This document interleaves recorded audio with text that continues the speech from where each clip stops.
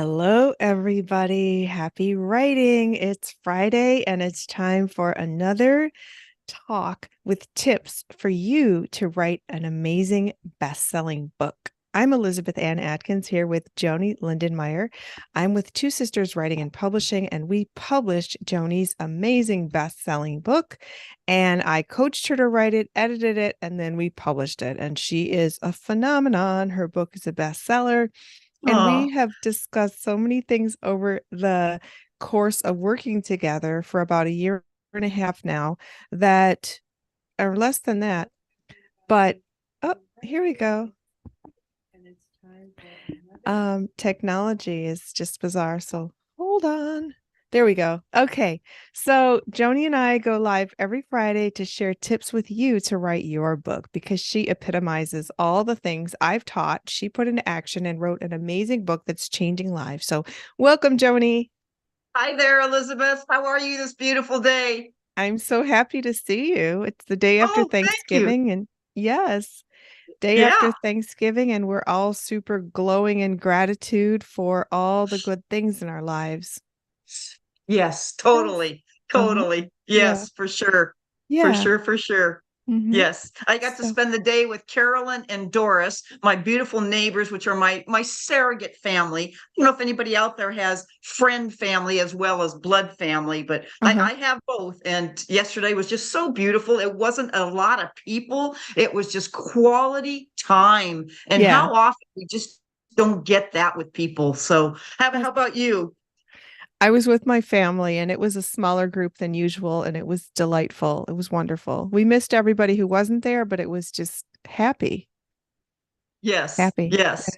Happy, happy. I love it. I love it. Fantastic. So I'm glad to be with everybody today too, because who knows what kind of day they had yesterday. And I think why don't you go ahead and jump into it because your topic today, our topic today, is just boy. Well, as a book coach and as a publisher, people come to me all the time with their questions and concerns. And one of the top things is fear. So today we're going to talk to you, everybody out there writing a book or thinking about it, about don't be scared. Just write your book. Get started. You have to conquer the fear. But if you have the calling internally to write a book, I believe it's your moral obligation. It's your divine life assignment, whether you believe in God or yourself or whatever your beliefs are, it's coming from God or you, your heart, your soul.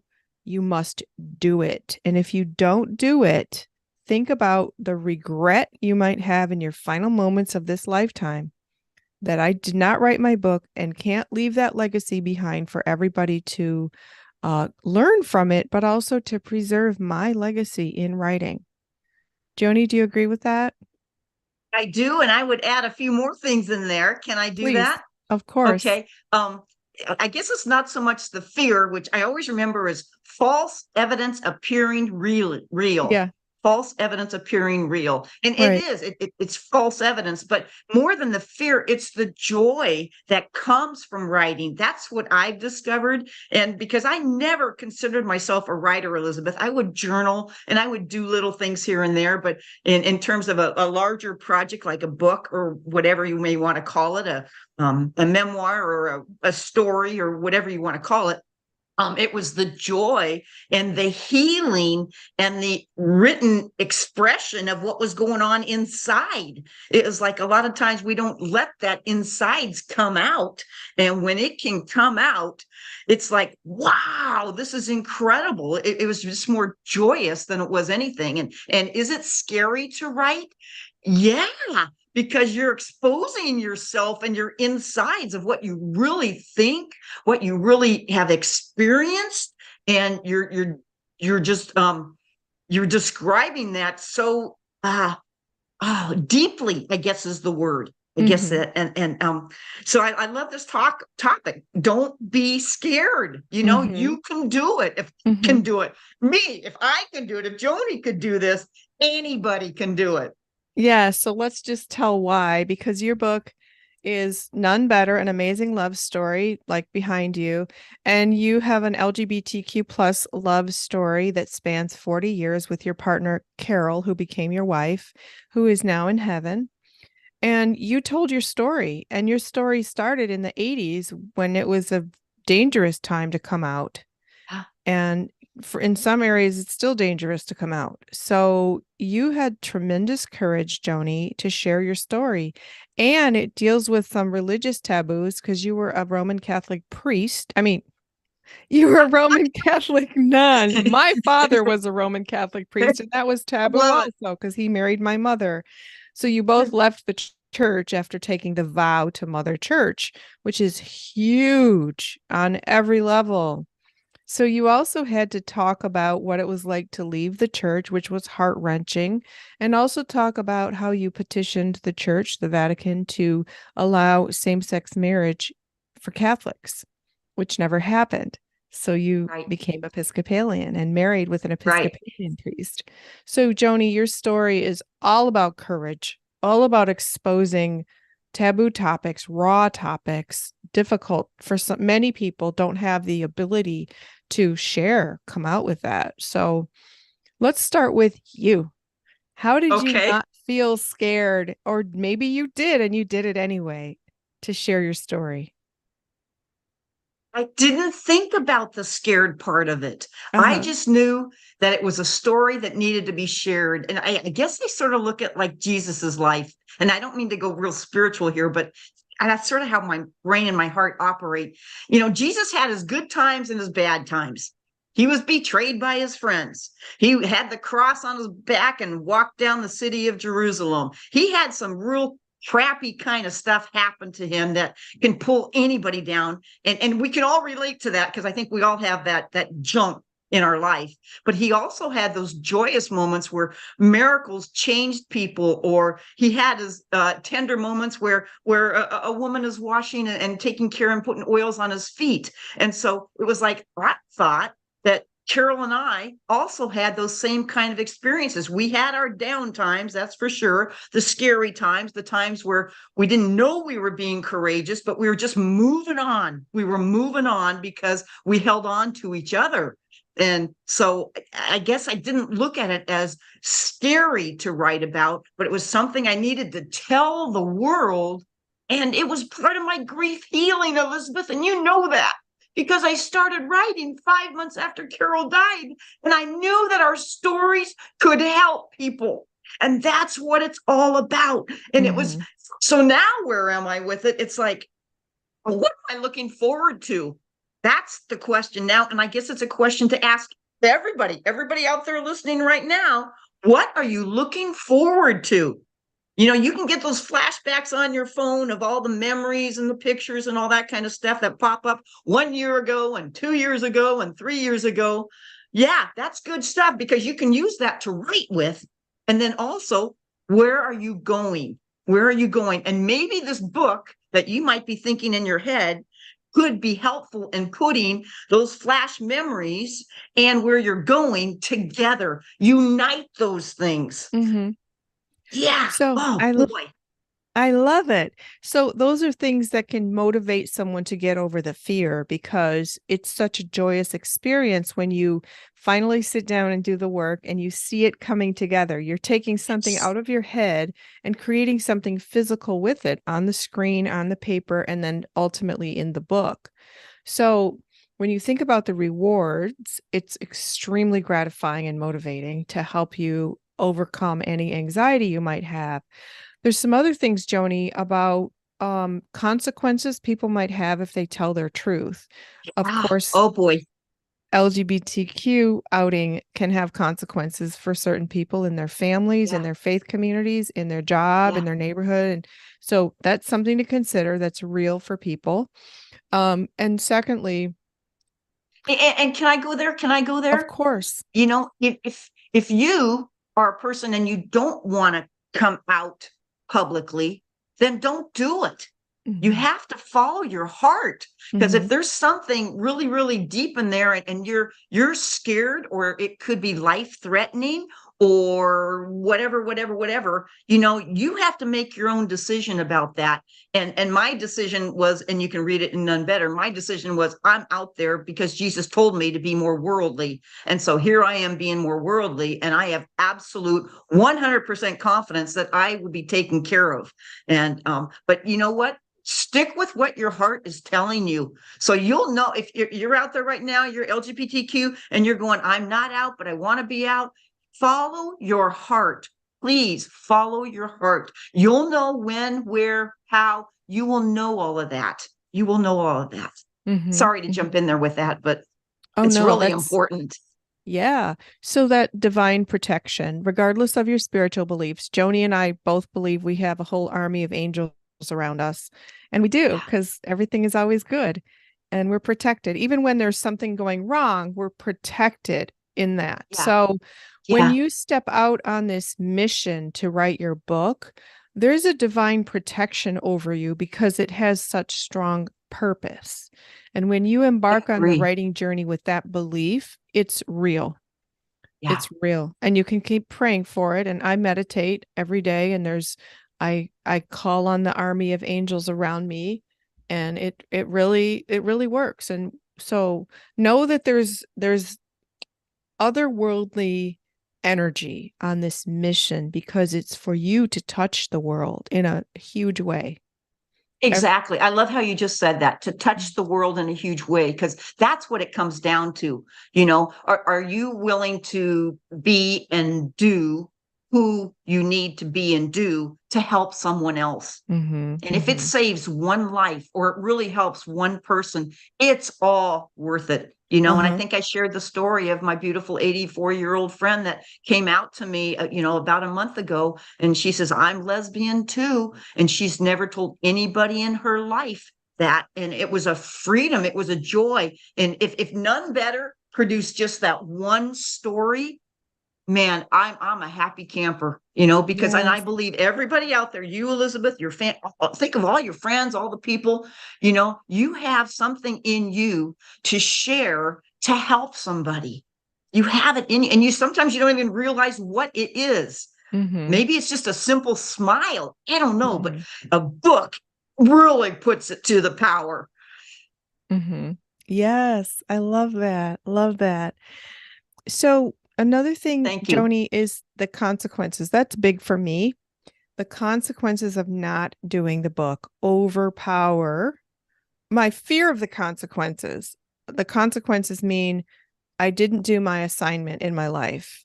The consequences mean Oh, I was too oh, scared to present something that can help so many people. It's not even about me. It's not about you as the writer. It's about all the people who need to read your book.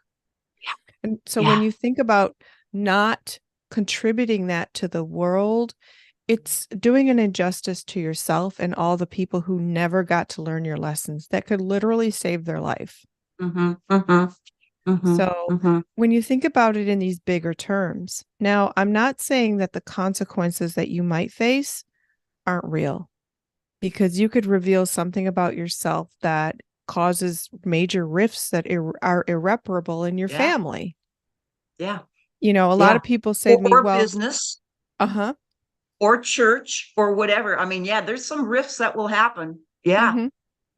But you have to decide which is more important, me telling my truth authentically or me being scared and glossing over or omitting important things.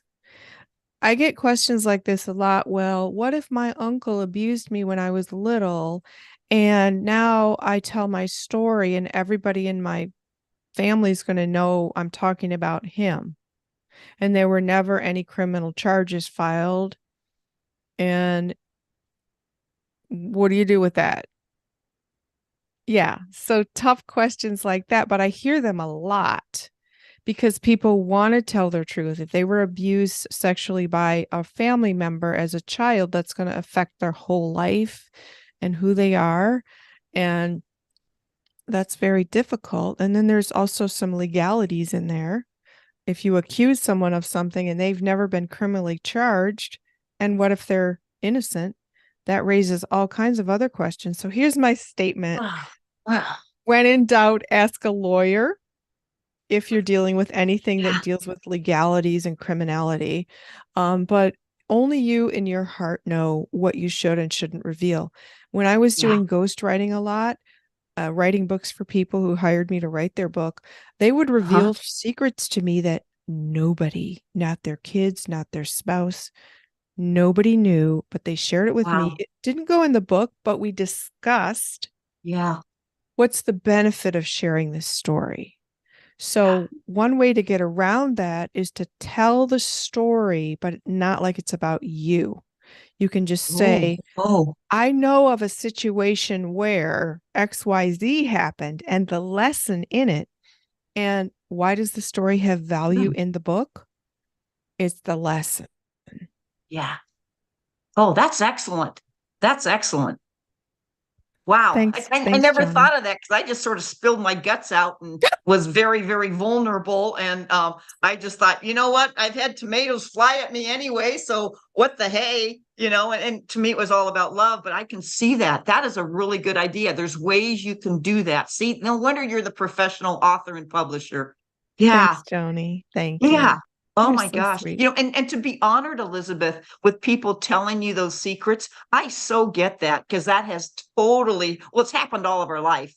People would always do that with Carol. And now even with None Better, people are telling me things that are really, really very, very profound and very deep and very secretive and confidential and confidential. And at the same time, when they do share, and they probably do with you as well, it's such a healing. It is such a healing. And that Hmm. leads me to, the next two books that we're writing, the one of Healing Religious Hurts. Oh my gosh. I Right. am so, I'm so excited about the people that are contributing to Oh my our books gosh. because, Yeah. and they've conquered this, Elizabeth, the topic of don't be scared to write your book. Don't be scared to write. People that are contributing to us, my gosh, they are being vulnerable. They are being risky. Right. And they are not being scared. And I think part of that is because of you and I that are maybe role models or encouragers, or we're not going to push anybody, follow your heart. Mm-hmm. Mm-hmm. Absolutely. I Oh, love it. Love it. That's key. Follow your heart. And when you feel driven by that power, it will really help you find the courage and confidence to tell your story. Now, mhm, Joni, mhm. another reason people have fear of writing a book is that they're not a professional writer and they fear they lack the skills to tell a story well. So you are a Been there, former, done that. yeah, former nun and retired physical education teacher. So how Oh, did you not fear your writing skills being good how did I enough? not fear? Um, I was just going to be me. I was going Mm-hmm. to write like I talk. I was Mm-hmm. pretending I was sitting around a kitchen table or out on a pickleball court. And then I had this great coach I found. Thanks be to God for you for book coach, because it was you that taught me all these little tricks of the trade, the very basics of using your five. And then it turned into six senses because you kept telling me, oh, intuition, Joanie, intuition, Uh-huh. Uh-huh. but you told me and taught me and coached me. That was the key. I didn't know. I didn't have a clue. Mm-hmm. Mm-hmm. And so it was your coaching that brought out my I'm going to use your term, a literary genius. Maybe I've been a literary genius for a tiny speck, maybe one little Oh, in the whole universe I compared to love your it. whole universe, which is always that way. But Uh-huh. I just kept hanging on to your coaching recommendations, your techniques, your strategies, your ideas. Try this, Joanie. Incorporate this, Joanie. And if you're out there listening right now, find a coach. It comes back to that. You do Mm-hmm. not have to do this alone. And it's more fun. It is so fun. Oh my gosh, it's a blast. And then what's fun for me is I love to teach what I know, but secondly, watching you just blossom in over the course of 5 months writing your book. That was wild. You wrote 500 pages, which we pared down to 300, but she rocked it. And all of you can do the same. And if you need help, please go to twosisterswriting.com under coaching. And I read about how I can help you in private and group sessions. And it really gets the work done in 6 months. Elizabeth, I am so jazzed. I'm so jazzed. I have recommended you to a few people and they have contacted you. And I think there's a couple people working with you, and that's between you and them. That's confidential again. But besides the ones that have not come to you, I do know of people that are writing, maybe not to publish a book, but they are writing a few things about their life that they want to leave as a legacy for their family, and or it's triggering them to at least sit around their Thanksgiving table or their family gatherings and share some of those stories that they've never shared before. It may not be writing, it may be oral, but the key is that they're sharing. And that is so powerful. So I'm just going to keep sending people your way because you are the pro on the writing part. And for those of you that don't want to write a book, but just still write it down, share your stories, because that's the whole point. Share your story. Share your story. You I are love it. amazing. You are amazing.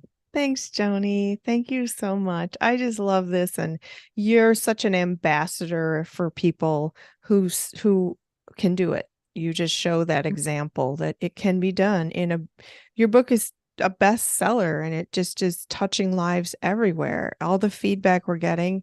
And the next two books, the one about being joyously free as an LGBTQ plus person, as well as how allies and parents of can help, as well as our Healing Religious Hurts book. We're just expanding the mission ever wider to help people be free and loving and peaceful.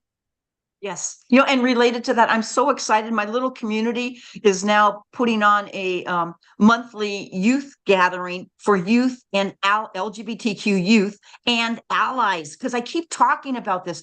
As an LGBTQ person, we need our allies. We rely on our allies. It's our allies that are like our backbone for us. And it's just so I'm so excited about my little local community. In fact, I'm going to a greeting tonight, a meal in Crescent City with the Safe Space people. And this is LGBTQ people that meet at the Methodist Church. And I know there's going to be allies there as well. And it's just going to be a after Thanksgiving special meal that we're going to all share and be together. And it comes back to that again, that there's people to share their stories with. And when you're in a safe space, whether, writing your own book or in a forum with people, you feel good and you can do that. I love it. Love it. Love it. Love it. Yeah. That's amazing. So you see the power of books. This book for Joanie has opened up so many doors for her to come and speak, to, just interact with people. And if you want to reach out to her on Facebook, you can go to Joanie Lindenmeyer on Facebook and send her a message if you want to talk. Her events are on twosisterswriting.com on her page, where you can learn about her events and meet her if you're in the same city. And so Joanie is just an open resource for people who need that confidence. I'm an open book. I'm an open book. Right. An open book for people who want to, like the 85-year-old lady who came out to you, the first person in her life, and she's 85. That is mind-blowing. Mind-blowing. And a couple of weeks ago, I had a 16-year-old do the same thing. Okay. Well, that's really... and in terms of writing a book, is there any age limit? None. So no matter if you're a young person or you're an older person, you can do it. Yeah. Amazing. Yeah. What's the youngest person you've helped, and what's the oldest person you've helped, Elizabeth, write a book?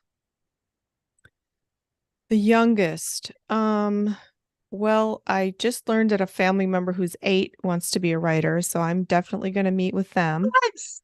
Yeah. So let's say 8. But the young man I met at your book signing, he was with his grandma, I think. Riley. Was he like 12? Yes, maybe 10 or 12. Yes. Yeah. Okay. And the oldest, we published a book by a lady who's 91. Wow. It's called There's Gold in the Golden Years, and it's so Mary Jean Teachman. It's so good. Oh my Tell me gosh. the name of that again, please. There is Gold in the Golden Years There by is Mary gold Jean in Teachman. golden years. Yeah. It's on Amazon and everywhere that books are sold. It's so good. You know what? It made me gasp when the first line when I was editing it, it said, I'm writing this book through the eyes of a 90-year-old woman. And Oh, I have chills now. It's like, uh-huh, who can say that? uh-huh, You know? uh-huh. And she had such a robust, rich, still does life. She was a Vogue model. She was married before, and she's got an amazing husband who also wrote a book. Um, Gerard Teachman, PhD, who um his book is about his experience in the army, and it's excellent. So Wow. yeah, so it's such a beautiful thing when you write your book, no matter what age, Yeah, Joni. That's a great point. So all of yeah. you out there, it's never too late and it's never too early. You just need the guidance to do it right and save time and tell your story the best you can. And having a coach like me really helps you bring it out because you Mhm, can be I mhm. like to compare it to a mountain. There is a gorgeous statue in there somewhere, but it takes an expert eye to chisel it out, hammer it out. Oh, But to oh, everybody else, it looks like a mountain. It's just impenetrable. And sometimes our ideas are like that. It's like too much information, but yeah, the coach can like extract the golden nuggets and put it all together to make something beautiful. yeah. And you do, and you do. Yeah, Thanks. for sure, for sure. How fun. Thanks. How Yeah. fun. Yeah. Cool, Well, cool. thanks, Joni. Anything else you'd like to share about overcoming the fear of writing a book? I think so. I think we've hit a lot of really, really good points today. In fact, I probably will watch this podcast again to hear what your wisdom and what my wisdom really is, because it's always good to be reminded. And Yeah. and I want to hear from other people too. I love hearing comments from other people about what their Hmm. suggestions are. Hmm. Awesome.